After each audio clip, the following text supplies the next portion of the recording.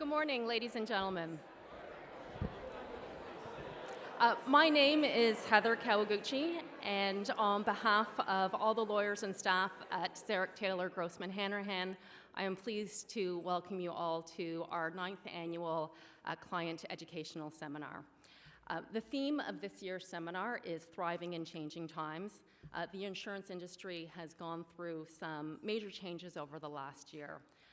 All signs point to continuing changes into the foreseeable future. At ZTGH, we pride ourselves on being proactive and being ahead of the curve. This program looks forward as both insurers and lawyers are going to have to adapt to changing times.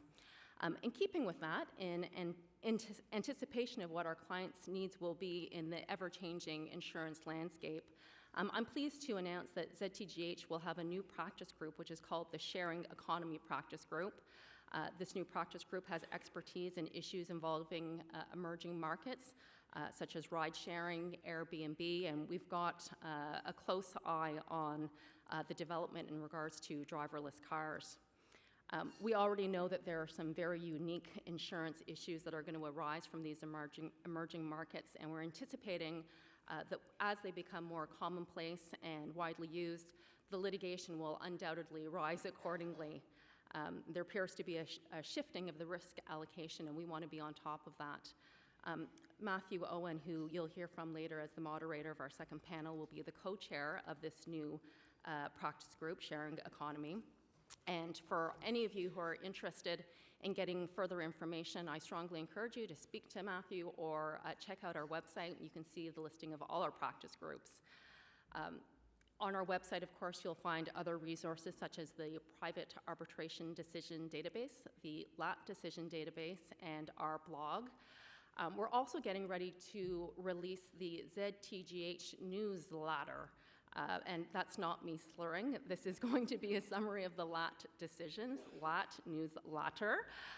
So watch out for that. That'll be coming down soon. In the theme of Thriving in Changing Times, it's a very apt topic because this year, 2017, marks the 20th anniversary of the firm. When David, Michael, Eric, and Tom started the firm back in 1997, well, Eric had hair that time. The firm has gone through many changes over the years, and we're dedicated to keep changing to meet our client needs. We're very proud to have been voted as one of the top 10 insurance boutique firms this year by Canadian Lawyer, and we're committed to maintaining a high level of excellence. So I want to start this day by thanking all of you for being here. Thank you for being our loyal clients, and we look forward to working with all of you over the next 20 years. So, on to our program. We're very pleased to have Mr. George Cook as our keynote speaker. He'll be addressing us at approximately 12:50 while we're enjoying lunch. Thereafter, we're going to have 2 panel discussions. We have some absolutely terrific guests for you, and I'm sure that everyone's going to walk away with some new information. But first, before we move into the future, we thought we'd give you a brief recap over the last year. You'll recall that last year our seminar was called Moving Targets, Preparing for AB Changes from both a tort and accident benefits perspective. And the big news at that time was really with respect to the LAT. So what's happened over the last year? This is your LAT update, 1 year in 5 minutes. LAT has not actually published any statistics publicly yet. I'm told they're going to do that. But I found out that if you hound them, they will actually give you some. So I can tell you that in the first year of operation, this is April 1, 2016 to March 31, 2017, there have been 6,590 applications. 161 hearings have taken place and only 73 decisions rendered. 161 out of 6,590 is about 2.5%. Of course, there may be some scheduled hearings that have still not taken place, but obviously we're seeing a lot more applications and we are seeing things proceed to the very end, and I'm sure that's consistent with everyone's experience who's dealing with accident benefits. The number of 73 actual decisions rendered, obviously you would hope that those numbers would be a little bit closer. This is one of the problems with the Licensing Appeal Tribunal that we're finding right now. I was talking to Jen Griffiths just, I think, last week. She had a written hearing in October of 2016, and she still doesn't have that decision. She's waiting for it, and so that's a 6-month waiting period. There are a lot of other issues that we're having still, and I'm going to highlight a few of them. The first is jurisdictional issues. This was supposed to be the gatekeeper function. It's pretty much non-existent. This was something that we were actually very concerned about this time last year because we saw this as an opportunity to get applications kicked out of the system even before we got to a case conference. We were concerned as lawyers about being able to get your file contents, review your file contents, render an opinion, and to be able to identify the jurisdictional issues so it could go into the response where they're supposed to be identified. Things like missed insurer examinations, things like non-compliance with Section 33 requests. Well, it appears that's not a big rush at all because apparently LAT isn't concerned about that, despite that having been a key component in what was the change. I can tell you that I'm aware of one case where the Licensing Appeal Tribunal did throw out a matter prior to this case conference. There's probably more. I'm aware of this one because it was my own. And it was a case where the claimant was deceased, not because of the motor vehicle accident. He had just died. There was no estate trustee or litigation guardian. So I think short of being dead, you probably are not going to be successful in a jurisdictional argument at that time. Timelines. This is a reminder of what the timelines are supposed to be. Again, this was a very big concern of ours last year because the timelines are tight. I thought the best way to illustrate what's going on is to, again, give you some real-life cases. These are the last 3 case conferences that I attended on where it had gone so far that we actually booked a hearing. And you can see that it's fairly close to what was actually proposed. The response date is about 20 business days, and that's only because it's taking a week or so to get the letter out from LAT requesting the response. The hearings seem to be more or less in accordance with the 45 to 60 days out. And the hearings, there's a bit of discrepancy. You'll see that the case conference that I went on at the beginning of April, we now have a hearing in June. And I can tell you that everyone on the phone, except for the adjudicator, was extraordinarily surprised at the timing of that. And the reason is because this had been our experience prior to that time. So I actually looked in my calendar to see when the very furthest date I had for a LAT conference, and it's actually booked for September 20th, 2017, and you'll see that that's from a September 2016 application. So it's going to be a year before this matter is actually heard. I can tell you that there was nothing extraordinary about this case. It's not a catastrophic case. It has to do with IRBs before 104 weeks. There are a couple med rehab treatment plans, but this is what we had been experiencing up until the time. In my view, one of the difficulties with this is the uncertainty, both from a claimant's perspective and insurer's perspective, and also from a lawyer's perspective, because obviously having something in April booked for June is problematic to try to schedule these things, but also just not knowing what's going to happen every time you get on a phone on a case conference is also extraordinarily problematic. The type of hearing. These are statistics from the Licensing Appeal Tribunal. According to them, in the first year of the 161 hearings that actually took place, 25 were in person, 21 were by teleconference, and 115 were in writing. The written hearings, based on these numbers, make up about 71%, which is pretty close to what they told us was their goal of about 80% in writing. To be perfectly frank, I was a bit surprised at these statistics. If you had just asked me, I would have told you that most matters are getting booked as hybrid hearings. That's been my experience. I don't know if it's just because of the type of cases that I have, but they are generally, partially in writing and then either an in-person or a telephone conference just for a day or two, and that even applies to the catastrophic claims. A strange thing about the type of hearing, I think everyone was up in arms about this idea that we were going to have 80% of hearings to be in writing. I've been surprised at how many times I'm actually arguing for an in-writing hearing.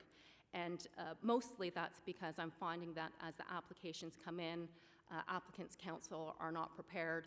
And because the documentation on the file is weak, I feel like we would have a pretty good chance and a better chance just doing it by writing than actually being persuaded by anything that a witness or the claimant could say.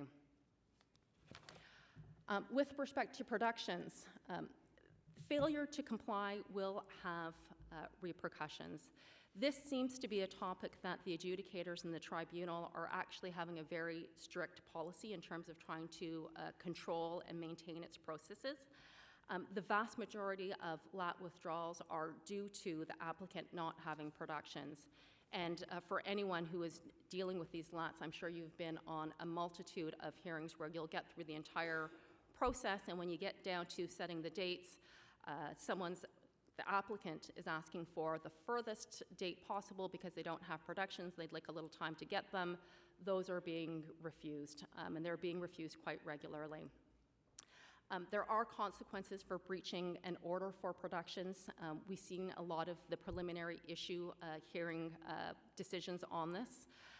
Adjudicators have made preliminary orders excluding viva voce evidence, excluding witnesses, and also for costs where counsel and parties have not complied with production orders. Costs. This, of course, was one of the hot topics going into the LAT because there are no costs under certain circumstances. And again, this is something that the tribunal has actually been maintaining the line. They're pretty hard to get. We know now for certain that costs are only going to be awarded in the course of the proceeding. So this does not include anything that happens during the course of the adjustment of the claim. We need to thank Intact for being a bit of the guinea pig in this regard. This is actually the same case. I don't know why they called it applicant and Intact in the first regard, and it's TJ and Intact. But this is a case where Intact actually resolved all the issues in dispute before the case conference. But the issue arose because the applicant wanted costs. So despite the fact that there was nothing in dispute, Intact was still forced to go to a case conference to argue about costs. Then they had to go to a preliminary hearing to decide whether the adjudicator had the jurisdiction to decide costs. And then they had to go to another hearing to actually decide costs. And at the end, none were awarded, but it was a long process in order to establish that there should be no costs in this situation. The test is unreasonable, frivolous, or vexatious behavior, again, within the course of the proceeding. And strangely enough, there have been decisions which have found that this does not include the failure to produce any evidence. I cannot think of a more frivolous situation than a claimant proceeding to a LAT hearing without any evidence, but apparently it's not in accordance with the interpretation from adjudicator Trong, who in OO and Aviva found that that did not result in the insurer getting any costs. I should note that there is a proposal by SLASTO right now to amend the rules of practice. The rules on costs are one of the things that are going to be amended.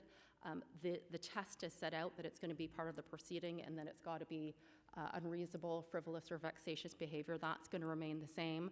What they're proposing is to add on to that so that the parties will have to specify exactly what cost it is they're seeking and a subsection outlining how the tribunal is going to determine the amount of costs.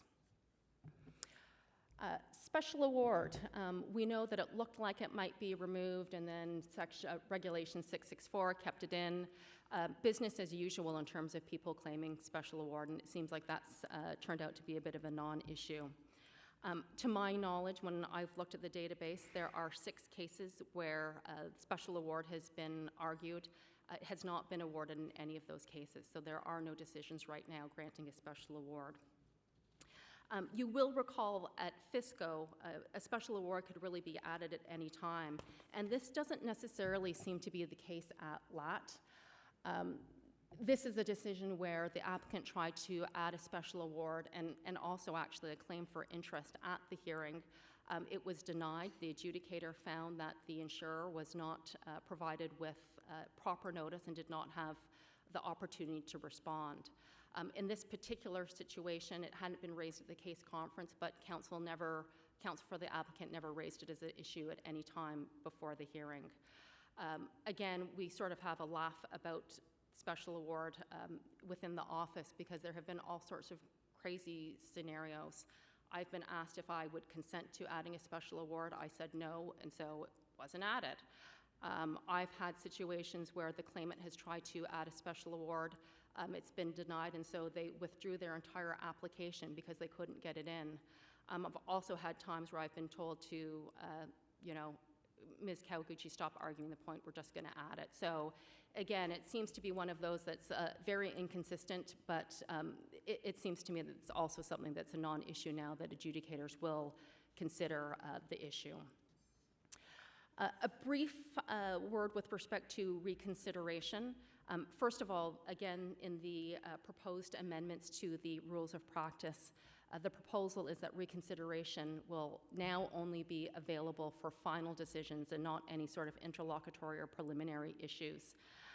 There have been some very successful reconsideration cases. I'm sure everyone, whether you do accident benefits or not, is aware of the LAT decision where the adjudicator found income replacement benefits payable for a future fixed date. That was corrected on reconsideration, so it does seem to be working in some circumstances. With respect to judicial review, Marnie Miller, my partner Marnie Miller, recently argued a motion, I think last week. Yeah. It was for a stay of the proceeding. As an FYI, judicial review, an application does not stay the actual arbitration proceeding, and you do need to seek a motion to have the hearing stayed if that's what you're going to do. This case, which was called Aviva and Taylor, is interesting for a couple reasons. The number one is that the judge, Madam Justice Kitely of Divisional Court, she found that there should be deference that's given to the adjudicator at the Licensing Appeal Tribunal. And this was in a case where it was specifically stated in the written decisions that the adjudicator's reasons for denying an adjournment in the first place seemed to be insufficient. It's interesting because this is a matter where there is deference being given to a tribunal, which is normally given where a tribunal has certain expertise. But we all know that this is really SLASTO, and SLASTO covers many different aspects, and accident benefits is only that much.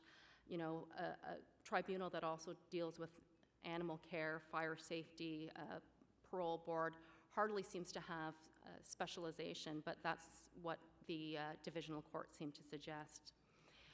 There was also something that I found a little bit weird in the decision, and that was a finding that the motion for a stay was premature, and that was because it was a suggestion that the insurer should have gone to reconsideration before. I find that strange because reconsideration, it's not like the old days at FISCO where you had an arbitration and you automatically had to go to the appeal at FISCO before you went up any higher. Reconsideration doesn't work that way, but this might be moot in any event if the rules are changed. So what do we know as a result of the last year? Well, it's a bit of a crapshoot, to be perfectly honest. You know, what happens when you're at a case conference will largely depend on what day it is and what adjudicator you draw. The experiences in our firm have been vastly different from day to day on the same issues. One of the things that we know is a serious problem is with respect to getting decisions out in a timely fashion. We've had a couple huge problems with respect to preliminary issue hearing decisions in particular. Obviously, everyone knows that a preliminary issue hearing is brought because we think that it's either going to narrow the issues or dispose of all the issues altogether. Unfortunately, the LAT doesn't appreciate that they have to give us the preliminary hearing decision before things like written submissions are due for the main hearings. So by their delay, they're almost making the preliminary issue hearings redundant because they're not getting their decisions out in a timely manner. So that's going to be a problem. I think everyone knows that SLASTO has actually set up some more informational sessions. They're similar to the ones that had been set up before the introduction of the LAT. This will include an opportunity for feedback from all of the stakeholders. I know several of the lawyers in our firm are participating in that, and I would recommend to everyone here who has an interest to participate as well, because we are being given an opportunity to address some of these problems and hopefully correct all of these problems. So that's your LAT update in 5 minutes. Of course, there was more that happened in the world of insurance and the legal world over the last year than just the LAT, I'm pleased to say. I'm going to introduce you to 5 of our associates who are going to give you a 5-minute update on a bunch of other relevant topics. I'm going to introduce them all at once, but they'll come up individually. I see Danielle's waiting in the wings. She's going to be first up. She's going to be speaking about the Marshall Report. Danielle has her BA from McMaster University, and she received her law degree from Queen's in 2008. Many of you have probably seen Danielle before because she's been very active as a presenter for our LAT, CAT, and WSIAT practice groups. I'm told Danielle loves karaoke, so feel free to ask her a song, maybe perhaps during cocktail hour. She will be more than happy to oblige. Kay McLeod and Meredith Harper are going to be presenting Appeals 101. Meredith is a Dalhousie graduate and obtained her law degree from Windsor in 2010. She started off her legal career in plaintiff side work where she did all sorts of different personal injury work, from medical malpractice, occupiers liability, and product liability. Her vast experience gives her a great appreciation for both sides of the coin. Kate McLeod, she did her undergrad at University of Toronto and her law degree at University of Ottawa. Kate achieved her Master in Law and also her sassy attitude from attending Columbia University Law School in New York. Kate is co-chair of the Appellant Practice Group, which is well earned as she was second chair to Eric Grossman in their success at the Supreme Court of Canada. And Kate has really been instrumental. She was instrumental in preparing those materials, but really pretty much every set of appeal materials that go out the door at ZTGH. That will be followed by Amanda LaCicero. Amanda will be presenting with updates on the threshold. Amanda did her undergrad at the University of Western Ontario, and she was a recipient of the Faculty of Information and Media Studies Gold Medal. Amanda obtained her law degree from Osgoode Hall. She also started her career doing plaintiff side personal injury work, including class action lawsuits. And our last 5-minute presenter will be Andrew McCabe. He's going to be giving us an update on costs. Andrew has a master's degree in English from the University of Guelph. He has a master's of library and information science degree from the University of Western Ontario, and he has a law degree from University of Windsor, which is why it makes perfect sense that before being a lawyer, Andrew was an actor. He tells me it was a short-lived career, but sources tell me that he knows Matthew McConaughey. Andrew's practice involves first-party claims, tort claims, and fraud claims, and he's the co-chair of our EUO practice group at ZTGH. So I will turn it over to Danielle and the Marshall Report.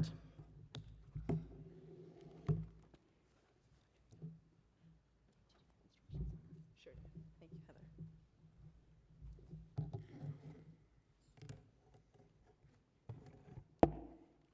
Sorry about that.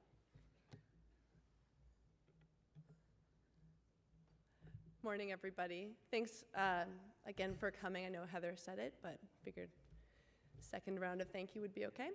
So I am going to talk to you guys about the Marshall Report. Fits in quite well with our theme of changing times in the industry.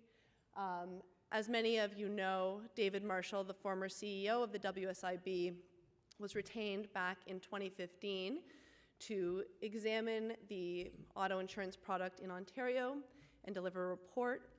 The report was actually due well over a year ago, but came out to the government in November, and then they held on to it for a few months before releasing it just 3 weeks ago. So when the Marshall Report first came out, it received a fair bit of media coverage. I think it would be fair to say that the coverage was not excellent for the industry.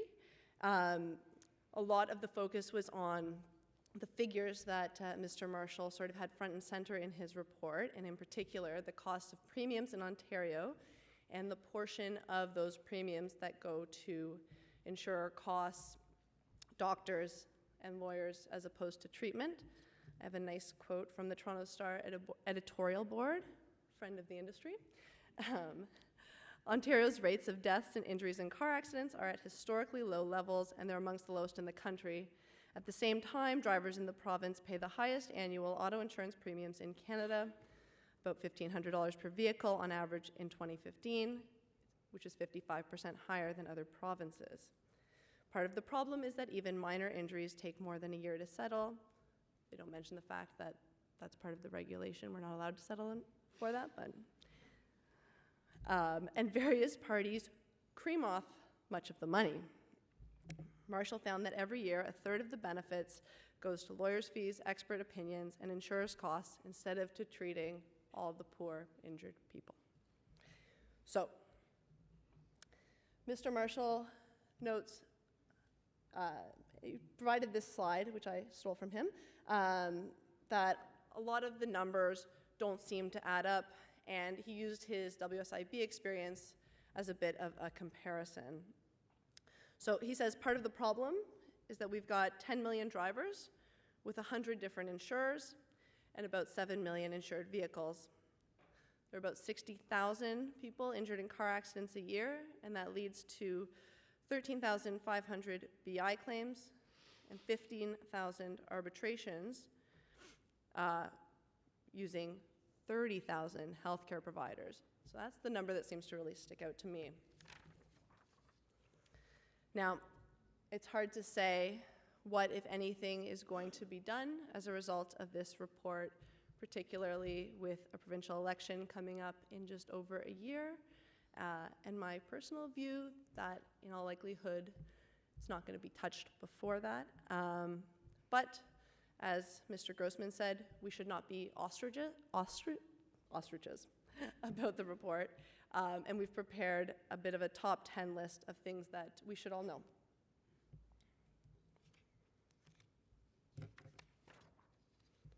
So first, the good news. Mr. Marshall says the auto insurance industry should be delivered by private insurers and not government run. So I'm pretty sure I just heard a collective sigh of relief from all of us in the room.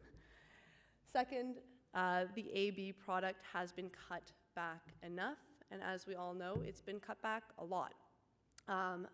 Mr. Marshall thinks that there's no reason for further cuts, and I think that this is one that everybody in the industry, and frankly lawyers on both sides of the bar, are probably pretty happy about.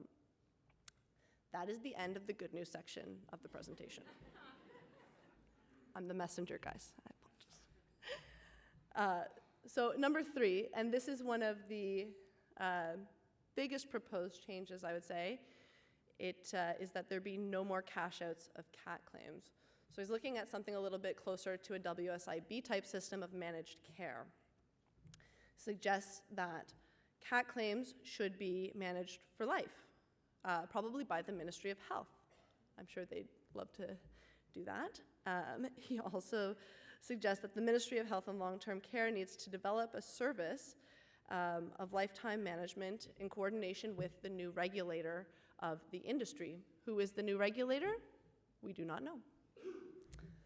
Number 4, the minor injury guidelines should be enhanced by the common traffic impairment guidelines, and that is going to cover treatment for all minor claims. The CTI guidelines, just in case there's anybody who doesn't know what they are, they come out of a fiscal report from 2015. And that report found that minor injuries caused by traffic collisions comprise about 50% of all of the injuries that we see after an accident. Based on the CTI guidelines, there's a program sort of developed of treatment pathways for a 6-month period, after which you are better and would not be pursuing litigation. If you don't get better in 6 months or want to pursue litigation, it appears that Mr. Marshall's considered opinion is too bad, so sad. Next, number 5, another good one. There will be no more IEs or claimant-generated assessments, but we will be moving to independent examination centers, which I think most of you have been in the industry long enough to remember as DACs. So we have taken to calling these new IECs DACs 2.0, and Mr. Grossman suggested that this recommendation makes him smile. So part of this recommendation is also that DAC 2.0, their reports are going to be definitive, and if questioned by an arbitrator, the recourse will be to just send it to another DAC 2.0. So no problems with that, right? Everybody is pretty good about that one? Number 6, and this one I think lawyers, and particularly our friends at OTLA, may feel is a bit of a shot to the heart. Banning or severely restricting referral and contingency fees and requiring that settlement funds no longer go to the lawyers' firms in trust, but be co-payable directly to the claimant. Also, lawyers should be giving a document to the claimant at the time of settlement outlining all of the ways that their bill can be challenged. Jasmine, Richard. Number 7, Mr. Marshall says, we should really be fully utilizing the insurer internal review and LAT gatekeeper process. Unfortunately, it appears that nobody told Mr. Marshall those do not exist. So this seems to be a bit of a putting the cart before the horse, which I would say is probably the fundamental problem with this report. There's a lot of carts and not a lot of horses to pull them. Okay, number 8. And this one is potentially not so bad.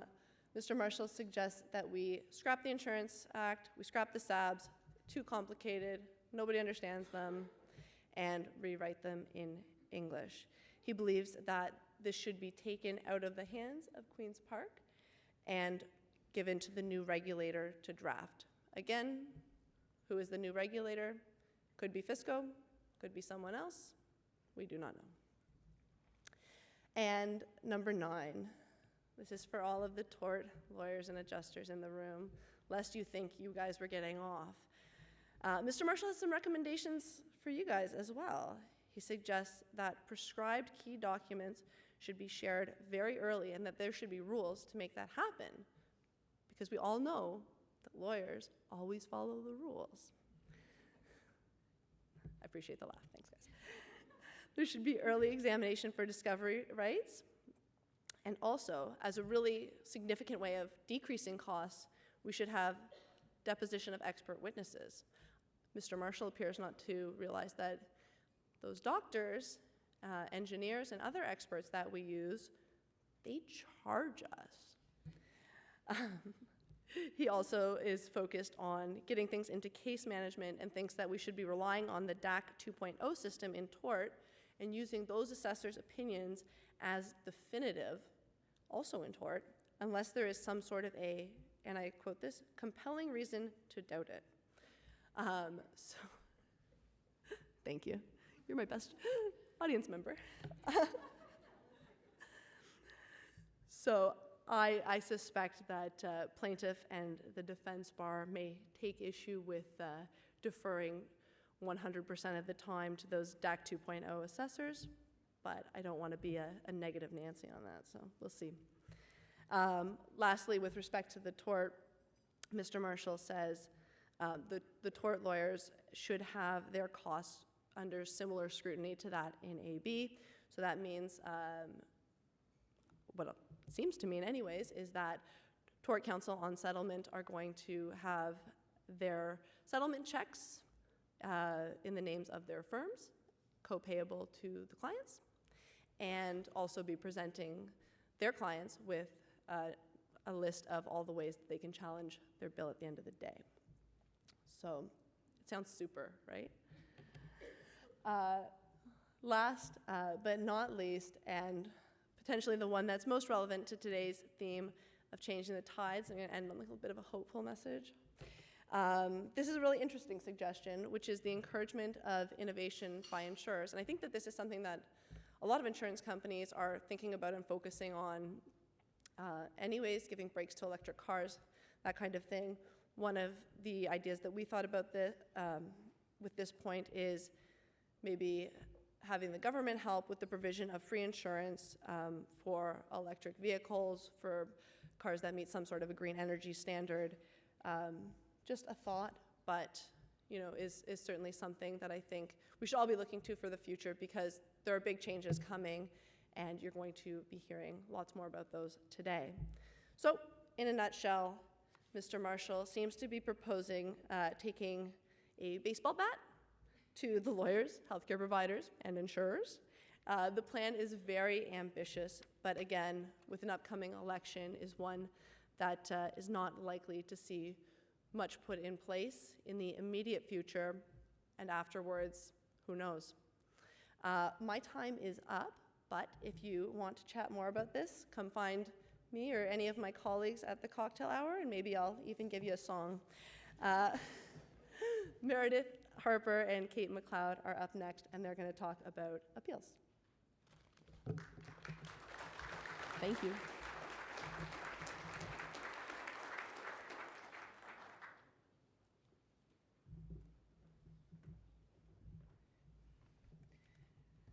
Okay, so this slide makes it look like Kate and I are the only ones in the firm that practice appeal work, but that can't be further from the truth. So what we have today is essentially an update for you with some steps that you can take to hopefully have success in appeal work in the future. And it really is brought to you by the whole team. So I can tell you that the practice group with respect to appeals is David Zarek, Eric Grossman, Heather Kawaguchi, Jen Griffiths, Bill Sproul, Charla Bandiquillo, Kate and I, and Matt Owen. And so this is as a result of the work from all of us, really. All right, so as mentioned, we do have a group solely dedicated to appeals, both for tort and AB, LAT, judicial review. Super stoked for what that holds for us. It's been a busy couple of years for the group, so we're happy to sort of give you an overview of what we do and things that have been going on with us. So to start off on a high note, with Zurich and Chubb, we got the opportunity to argue on behalf of our client at the Supreme Court of Canada. Humble brag, getting before the Supreme Court of Canada is notoriously difficult. It does have to be an issue of public or national importance. This case dealt with the priority regulation on Ontario regulation. We got leave, which was pretty incredible considering it was a provincial regulation. Only 12% of all applications actually get leave. The Supremes are a little picky in their choices. Spoiler alert, we also won at the Supreme Court of Canada, which was a great victory for us. We got a decision from the bench, which means the judge heard Eric Grossman and was so charmed and bewildered with his arguments that they left for 15 minutes and came back and ruled in our favor. So this case dealt with a priority regulation, and obviously an insurer's obligation to pay first and dispute priority later. In this case, Chubb decided it was not going to play by the rules. It did not pay out accident benefits when it received a completed application. It did not put another insurer on notice that it intended to dispute priority. And it left a real person without access to benefits for years. So Chubb's argument was that it could just say no because its insurance policy was only an optional accidental insurance policy. Even though it underwrites auto insurance, it said in this case that wasn't that policy. The Court of Appeal agreed with Chubb and found that they were not a motor vehicle liability insurer in this case. That's interesting because that term doesn't appear in the Insurance Act. Luckily, there was a strong dissent by a judge who's thought of very highly on the bench. The Supreme Court restored the balance in terms of the fact that, this regime policy considerations is about getting accident victims swift access to benefits. There's 20 years of case law on this, and the insurance industry really does require certainty. So this case really stands for the proposition that the priority regulation is going to be strictly enforced. If you receive a completed application, you do have to respond. You have to put the insurer you believe is target on notice. Otherwise, you're going to be potentially stuck with adjusting that claim. So the next case we'd like to talk about is a limitation period case. It was actually Lauren's case. And essentially, we won on summary judgment motion originally, where the judge found that there's really no rolling limitation period with respect to income replacement benefits. The first denial is the only denial. It's the only denial that you need to start that two-year limitation period. Even if something happens after that denial, that first one is all you need. We were successful in the Court of Appeal, and I think what's most important and what happened most recently is that the leave to appeal, the Supreme Court of Canada, was denied. So, and I wanted to mention that both in this case, Bonilla and Presler, and as well as Zurich and Chubb, it really is the written materials that can often win appeals for you, where the judge has read it, he has it in front of him, and oral arguments are just sort of a second thought, a nail in the coffin. Okay, so when should you be considering an appeal? I could dominate this seminar with talking about it, but I only have a few minutes, so I'm going to give you the top 3 reasons. Number 1, you caught a bad decision. What does that mean? It means the court or the adjudicator made errors of law. You know, they apply the wrong test, they ignore key case law, or often they read in requirements to the legislation that simply aren't there. Another error is, for example, making findings that aren't properly supported by the evidence. Also, really sloppy decisions where there's no analysis and just, boundless leaps to conclusion. If there's a lot of speculation, that's the number 1 reason you should definitely be considering. Number 2 is industry importance. Certain decisions just set a nasty precedent for insurers across the board. Zurich and Chubb was one of those cases. Suddenly, we were all looking at each other being like, well, how does this regime work now? We don't know. So in that case, there was a real incentive to try and bring the appeal to get some level of certainty. The third and slightly more devious reason you may want to bring an appeal is for negotiation leverage. An appeal can be used as a tactic to avoid a cost award at the court below. For example, you lost a summary judgment motion. You have a huge chunk of costs awarded against you. You file your notice of appeal, and then, through the generosity of spirit that you possess, you offer to withdraw the appeal on the basis that your opposing side does not strictly enforce that cost order. A second sort of strategic reason is to push a claim to settlement. When you file a notice of appeal, if someone has won, an appeal brings uncertainty. The results are unpredictable. There are more costs for both sides. So it may help encourage opposing counsel to consider a more favorable settlement. We've used it before in the context of a summary judgment motion where they were very unreasonable. When we filed the notice of appeal, before we even had to draft materials, lo and behold, it settled on favorable terms.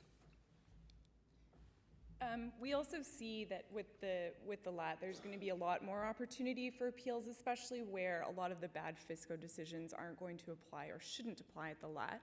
So what we have now is an opportunity to really build jurisprudence, build the law up again, get good cases, but that will probably result in some reconsiderations as well as a right of appeal from the LAT to the divisional court, and so that's also something that we need to keep into consideration moving forward with respect to appeals.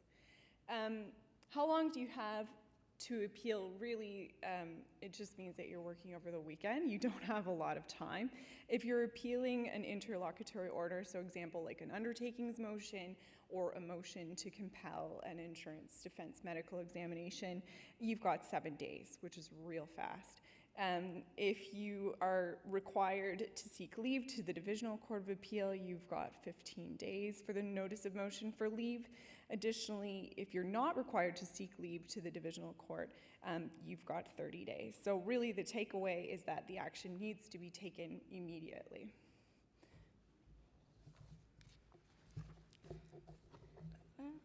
So in that case, if you have a bad decision, you're going to want to push your counsel. You won't have to push us. We will be proactive.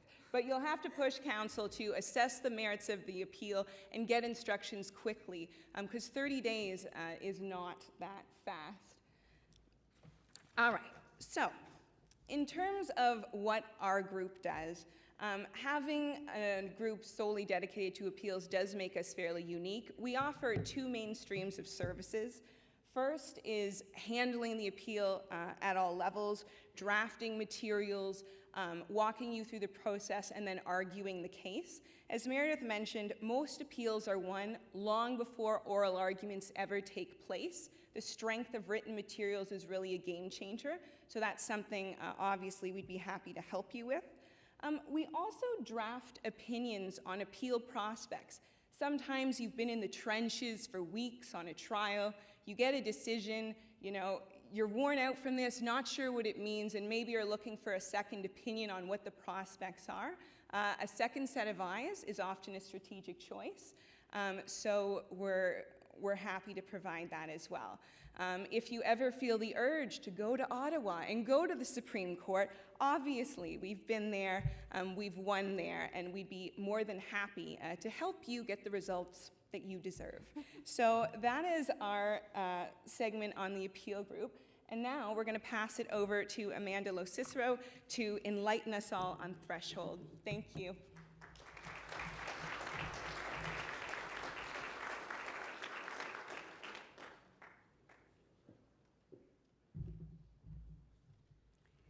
All right, good morning, everyone. My name's Amanda. I'm going to be talking to you about the threshold today, and specifically what's new, what's happened in recent months. All right. So as we know, the threshold is established by Section 267.5 of the Insurance Act. It effectively establishes that a defendant in a tort action for a motor vehicle accident claim has no liability for healthcare expenses or damages for non-pecuniary loss unless the plaintiff is able to establish that they have sustained either a permanent and serious disfigurement or an impairment that is permanent, serious, and of an important physical, mental, or psychological function. A considerable amount of jurisprudence has emerged on what is considered to be an impairment that is permanent, serious, and important. We know that permanent does not necessarily mean that the impairment has to continue forever and for all eternity. Rather, it needs to be a condition that will last into the indefinite future with no foreseeable end or limit. And it also has to be unlikely to improve. If a plaintiff is demonstrating continued improvement, that's an indicator that their impairment may not actually be permanent. Further, the mere passage of time alone is insufficient to establish permanency. A plaintiff needs to lead medical evidence on this issue. When we're looking at what it means to be serious, serious relates to the impairment of the person and not to the actual injury itself. So a serious impairment is one that substantially interferes with the injured person's ability to perform either their usual daily activities or their regular employment. And when we look at what it means to be important, this is a very subjective test. We're looking at what that affected bodily function means to the plaintiff personally. It looks at different factors like that person's age and their pre-accident activities in all spheres of life, so domestic, social, employment, etc. All right, now on to what's new. There have been some recent developments, and they've translated into lessons that we can certainly learn and take with us moving forward. Over the last year, about 3 trends have emerged that have caught our attention. The first is that jury awards are not factoring prominently in judges' determinations on threshold. The second is that expert evidence can be key to your success or failure on a threshold motion, and the finding that an expert lacks credibility or is biased can often be fatal. And the third is that the threshold can be met even where a plaintiff has returned to work, which is somewhat contrary to what we had believed previously.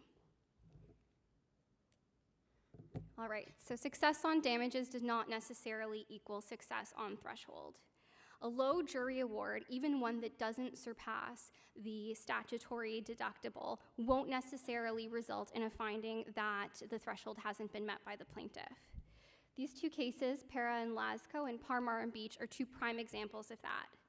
Both were cases involving plaintiffs that alleged they had sustained chronic pain and psychological difficulties as a result of their accidents. So they were dealing with very subjective injuries and issues. Low general damages were awarded in each case, only $10,000, and that unfortunately did not translate into a defendant's success on threshold. Even where in one case, the plaintiff's net result was that they actually recovered nothing, and the action itself was dismissed. So how exactly did this happen? How did the threshold motion not succeed? In Para, the defense conceded that the plaintiff's chronic pain syndrome was in fact permanent. So the question is whether or not the individual's injuries and impairments were serious and were going to significantly interfere with her life so as to be important. The trial judge found that where this woman's injuries and impairments prevented her from returning to about 80% of her pre-accident work, that she had actually sustained an injury and a limitation that met the threshold. In Parmar, the trial judge outright rejected the suggestion that the jury's verdict, especially the low general damages award, was evidence that the jury itself did not consider the plaintiff to have suffered a permanent and serious impairment. Based on the evidence led at trial, the trial judge essentially held that the plaintiff had in fact discharged her onus of proving that her impairment met the threshold. Okay, expert credibility. Is your defense medical report too good to be true? Well, if you think it may be, then that means that a trial judge may actually find that it's not true. This has been a recurring theme in several cases that we've seen over the past year or so, and it's an easily avoidable mistake. All of these cases provide us with examples of where exactly an expert witness's evidence can go wrong and can result in the type of finding that we don't want to see. So some of the reasons that were given in the cases before you were mistakes. So for example, the expert witness misread or misinterpreted the plaintiff's pre or post-accident medical documentation and then based their opinion or diagnosis on that mistake. Other times they misstated the information that the plaintiff actually provided to them during their assessment, which raised some concerns about the truthfulness and the correctness of their actual report. In others, the expert witness failed to actually back up their opinion with evidence other than simply stating their own opinion, and that was found to be problematic. And some of the perhaps more problematic examples that were flagged by the court were situations where the expert was found to be biased and to actually be an advocate for the defense. So for example, where an expert medical witness disregarded evidence or test results that contradicted their opinion, failed to consider significant changes in the plaintiff's pre or post-accident activities, or even stepped outside of their expertise and very plainly commented on the fact that they thought the witness wasn't credible or wasn't providing an accurate representation of her pre-accident limitations. In all of those cases, the court did not respond well to the role that the expert had taken on because it was plainly incorrect. It was outside of their obligation to be an unbiased witness for the court. The third lesson that we've learned is that a return to work does not necessarily mean that the threshold won't be met. An impairment can still be found to be serious, even where the person has returned to some form of their pre-accident employment. The cases that you see before you provide examples of that, and they range in circumstances from where the plaintiff returned to their pre-accident work, but provided evidence that it meant that the rest of their life was very significantly impacted. They weren't able to really do much at the end of the day after they went home, to circumstances where the plaintiff had to actually stop one of the jobs that they had and was unable to effectively pursue their dream career because of their physical limitations, to circumstances where a plaintiff has actually returned to their pre-accident employer but had to take on a very dramatically different job that was much less in status and reward. And in that case, the court said this isn't simple accommodation. Accommodation doesn't take into consideration a situation where a plaintiff is actually doing an entirely different job. And in that case, the individual is able to establish that they're not able to return to their pre-accident employment. And as a result, their impairment is in fact serious, and the threshold would be met. Okay. Thanks, everyone. I'm going to pass the podium on to my colleague, Andrew McCabe, who's going to talk to you about costs.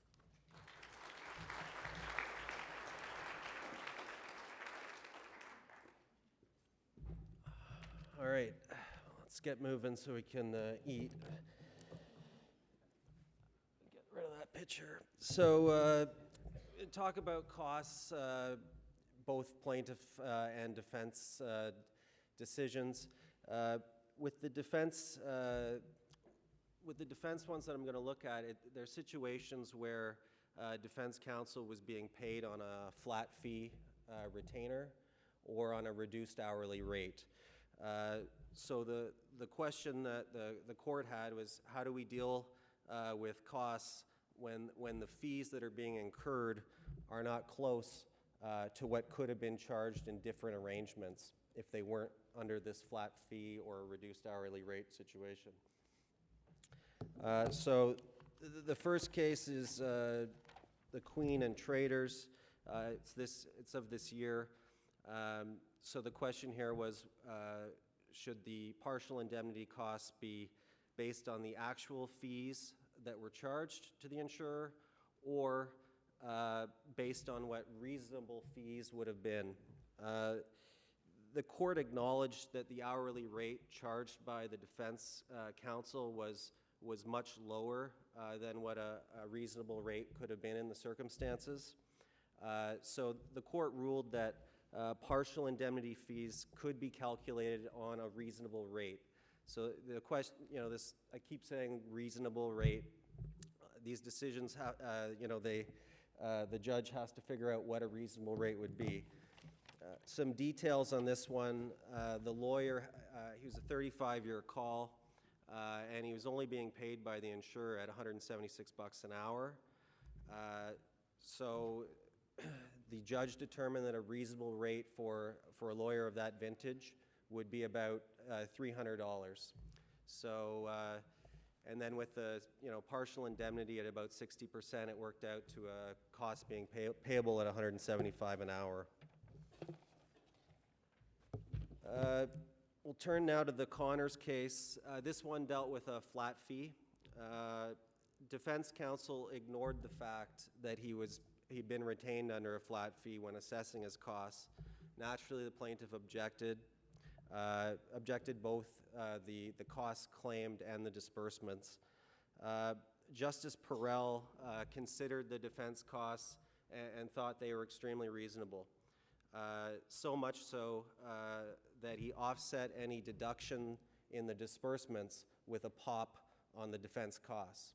So Justice Perel, good one for the insurer there.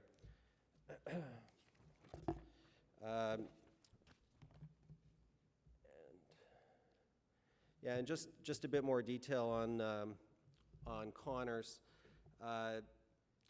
The arrangement was $200 an hour for a summary judgment motion and $15,000 flat fee for everything else.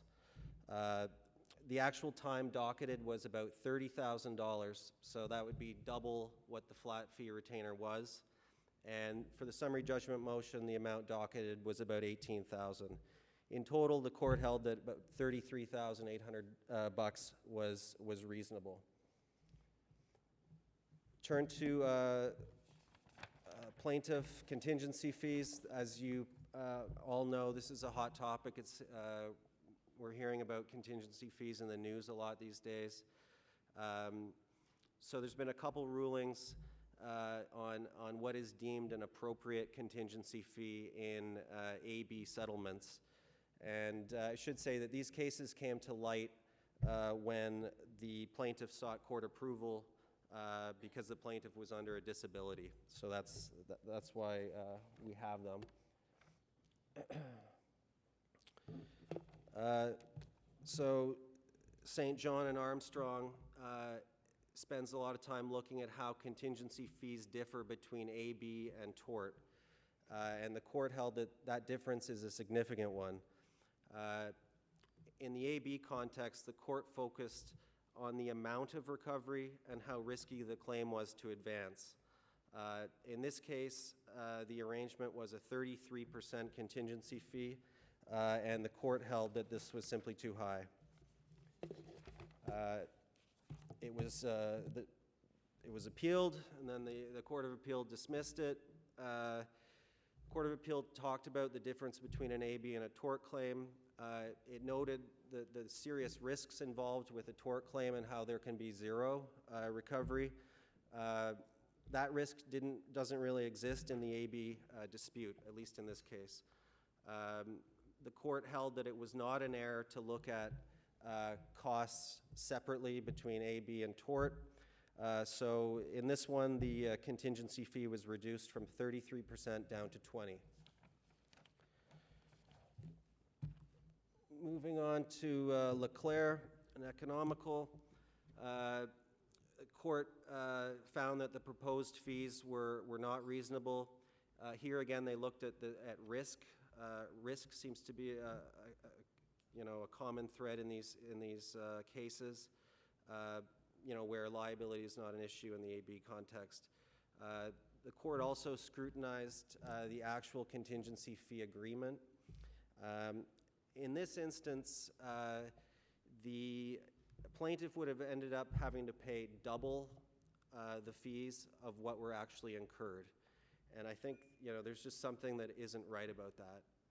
It just seems wrong. And then finally, Marcus. This was one where the tort had settled for $1.25 million, and the court needed to determine what the proper contingency would be on the AB. They looked at 4 factors. One was the time expended by the lawyer. 2 was the legal complexity. 3 was how good a result was achieved. And 4 was risk. And the court held that reasonableness of fees needs to be assessed on a case-by-case basis, and that in this case, a 25% contingency fee was too high. This one was a $650,000 AB cash out, and the court held that a 15% contingency fee was more appropriate. So, we're seeing the world turn a bit on its head, and it's a trend that is good for insurers and certainly good for these injured plaintiffs. So I'm going to pass it back to Heather now, and then I think we're going to have lunch shortly.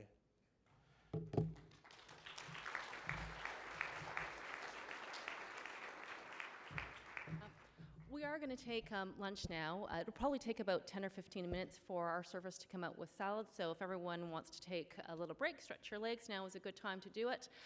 Just so that you know, George Cook will be addressing us at 12:50. We'll probably still be having lunch at that time. So think of that in terms of any washroom smoke or other breaks you might need. So thank you very much.